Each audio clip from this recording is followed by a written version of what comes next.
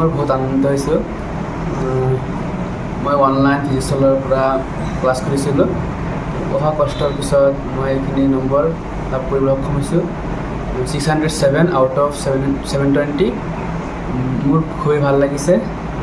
ভৱিষ্যতে আমাৰ সমাজৰ বাবে কি কৰিব বুলি ভাবিছা? মই এজন সুচিকিৎসক হৈ যে গাঁৱৰ হকে কাম কৰিব পাৰোঁ, দৰিদ্ৰ মানুহৰ হকে কাম কৰিব পাৰোঁ, এইখিনি মোৰ আশা।